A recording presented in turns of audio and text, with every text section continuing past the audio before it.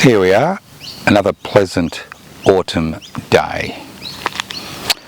Yes, there's an election around the corner, although Mr Morrison has his problems, the Liberal National Party have their problems. They shouldn't be written out of the electoral contest because their biggest supporters are still there, and their biggest supporters are people aged 60 and over. It's ironic, the radical generations of the 1960s and 1970s, now that they're in their 60s and 70s and 80s, have turned from radicals into 21st century neoliberals. As I said before, over 65% of people over 80 continue to vote for Conservative parties for a variety of reasons. And some of these reasons are incorporated in our DNA, and that's the need for security in the private investment for private profit society. Because ultimately the type of old age you're able to enjoy totally depends on the amount of money you've been able to squirrel away. And that's the dilemma the elderly face in Australia. Although we have an old age pension, it's difficult to access. People are becoming, the age limit is increasing year after year, and the amount of pension payment that people receive in an old age pension doesn't normally meet living costs if you don't own your own home, and obviously many elderly people don't own their own home. So how have we got to this situation where Conservative parties which have been pursuing policies which are against the interests of the elderly continue to harvest so many votes, irrespective of the failures of Conservative governments? And it's the old story, the hip pocket nerve. Forget about the climate emergency, the war, in Europe. Forget about what's happening in the Middle East.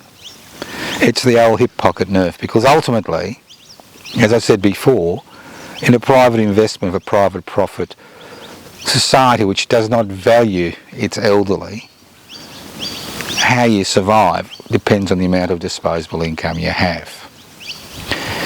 Now, successive governments since Hawke Keating have done everything they can to push people into the private investment for private profit road highway. The introduction of superannuation was heralded as some great reform, but ultimately superannuation is nothing more than you paying for your old age. That's right, you paying for your old age. Because the way the pension system for the elderly is structured is to push people into that area of private investment for private profit. Now, a lot of people love their superannuation funds. Somehow they think that the superannuation is going to give them the lifestyle they desire when they retire. But it's a little bit different. The reality is a little bit different. All the superannuation fund does for the majority of workers, and inadequate for many who actually go on to an old age pension later on because of increased life expectancy, is basically pay the bills. Because the type of superannuation fund you have, the type of money that is in that superannuation fund, is totally dependent on your wages. So if you are in part-time, poorly paid, insecure work, if you are in work that is not paid well, then you find that when you retire, not only don't you have a home over your head, but the superannuation funds that you have can only last you 3 or 4 years, and then you have to rely on an old age pension. The only people who benefit from superannuation funds are the very rich and the investment class, that 8% of Australians has a disposable income which they can use this country's investment-friendly laws to enrich themselves. They're the only people who benefit from superannuation. Nobody else. I mean, we hear stories about employers not paying superannuation. Let's not forget that superannuation is basically a deduction in the take-home pay of workers. And although the employer pays a superannuation fund, theoretically that should be part of your wages.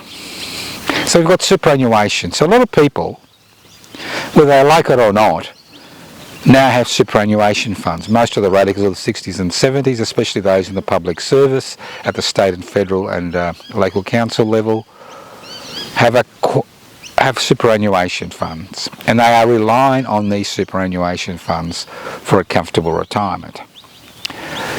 Now, most superannuation funds invest heavily in the stock market. Over 50 cents in every dollar which will be invested in the stock market today, in the Australian stock market, will come from superannuation funds, which hold the money of retirees.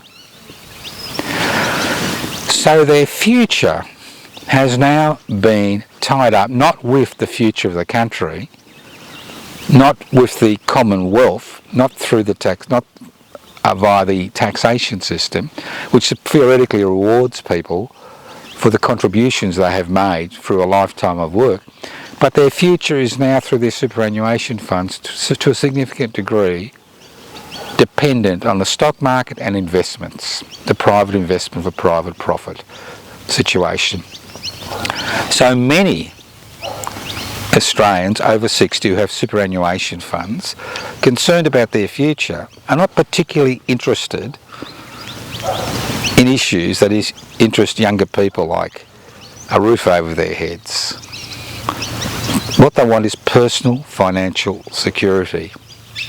So if a government is able to muddy the waters and use misinformation and disinformation to get people to think that their superannuation funds somehow is going to be robbed by a more reformist-minded government, well, then people flock to the Conservatives, and that's what we see over and over again in the over 60s.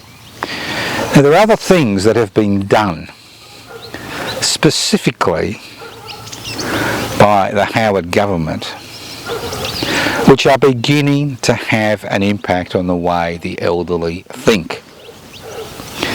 Because although only 10% of the elderly end up in nursing homes, most die in their own homes or in rented accommodation or in public, or very few in public housing.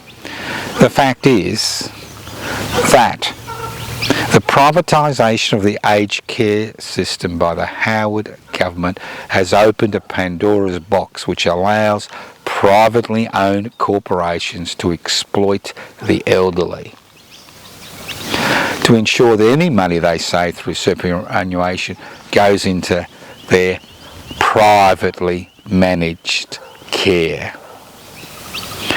The disasters that we've seen in the aged care sector, especially the nursing home sector, are to a significant degree due to the privatisation of that sector.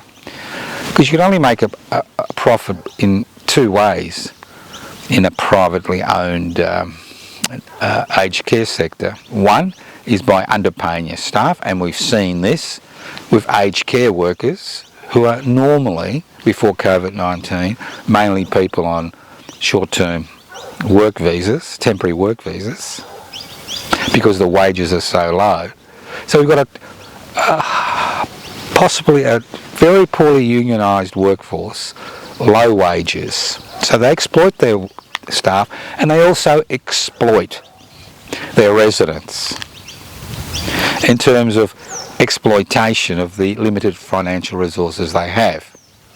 So although the privatisation of the aged care system has been a disaster, because it only affects about 10%, it has had little traction until COVID-19 and the disasters associated with COVID-19. The other thing is the privatisation of aged care packages. There are tens of thousands of elderly people with with physical and health issues who need care in their own homes, who have applied for aged care packages. Now these aged care packages are limited, and people can wait for years and die while they're waiting for aged care packages. But at the same time, we've seen the private sector, especially corporations, jump into the aged care sector as they've jumped into the National Disability Insurance Scheme, and they exploit these packages by charging elderly people extraordinary amounts of money for minimal services. And this is all part of the private investment for private profit factor.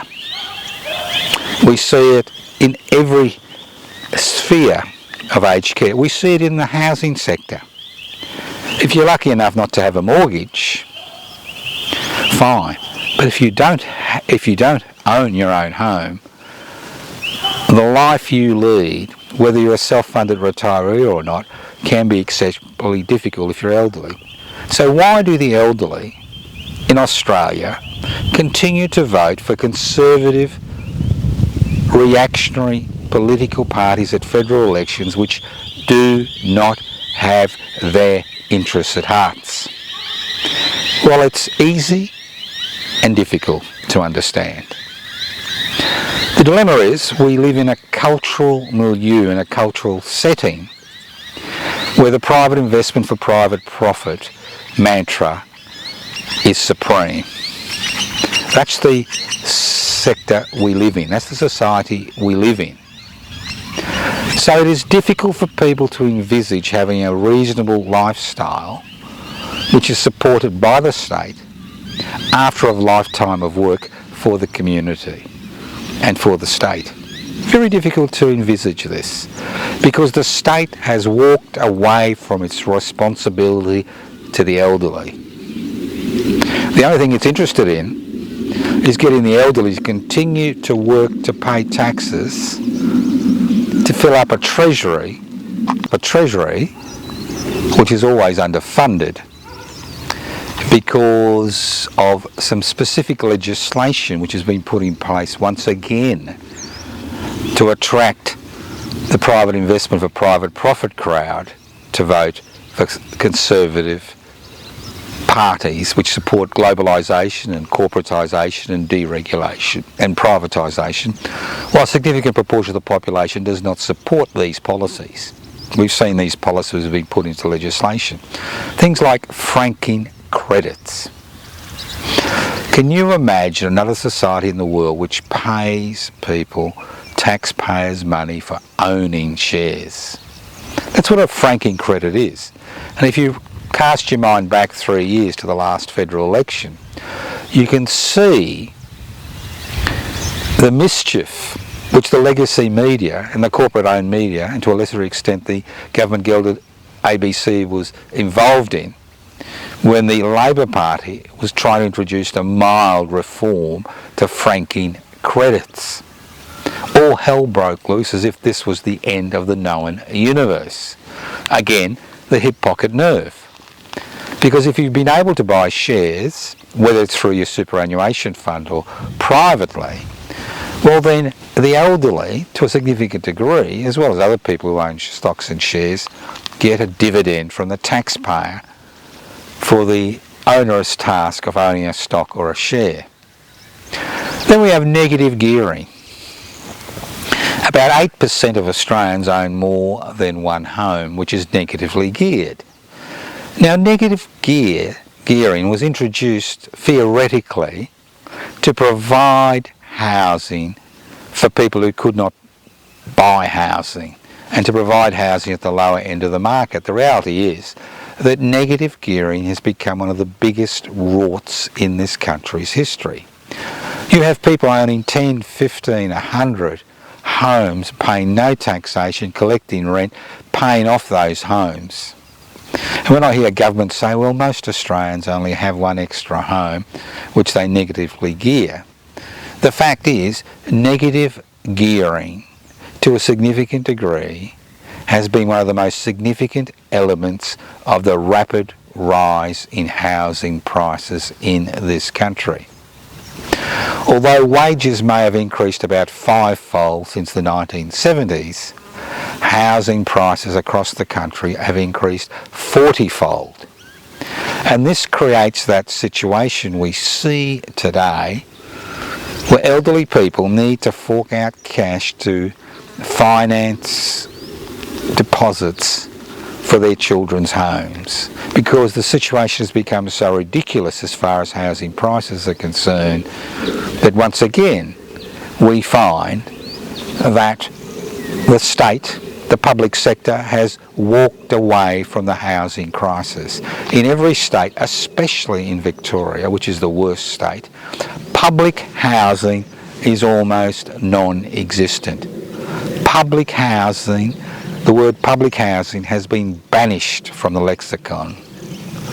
We talk about community housing, affordable housing, social housing. These are all privately owned housing groups which provide low-cost accommodation to people who need low-cost accommodation. Well, obviously the government is pouring billions of dollars into these private organisations to give them the financial muscle to be able to borrow to build, while at the same time they could have used the same money to spot purchase public housing around the country. So if you are watching this and you've got friends that are over 60 who continue to vote for Conservative governments, irrespective of the negative policies they have been pursuing regarding elderly people, negative policies regarding superannuation, old age pensions, public housing, decent healthcare system, non-privatised aged care system, aged care packages which are not rorted by the private sector. If you're young and you're concerned about your elderly relatives because their money is going to run out, think again. Because while we support political parties which pursue this agenda, an agenda based on fear, on the fear which is used to stimulate the old hip pocket nerve reaction at federal elections, things will get worse. Not just for the elderly, not just for the over 60s, but also for the young, who will find themselves priced out of the housing market, who will find themselves in part-time insecure work, who will find themselves, even if they've got secure work, they'll find themselves on contracts, work contracts, which are limited. So that ultimately, the type of society we live in, to a significant degree, depends on the type of policies we support. And if we continue to support governments which use fear and which use a private investment for private profit model to run this country, nothing will ever change, especially for those 65% of Australians who continue to vote for conservative reactionary parties that do not have their interests at heart. So there's a federal election coming up. Look at the policies, not that they mean much in 2022. It's all about style. It's not about policies. It's about what, Morrison is doing, or Albanese is doing, or who somebody is doing, how they look, what they say, not their policies. Look at the policies, then make an informed choice.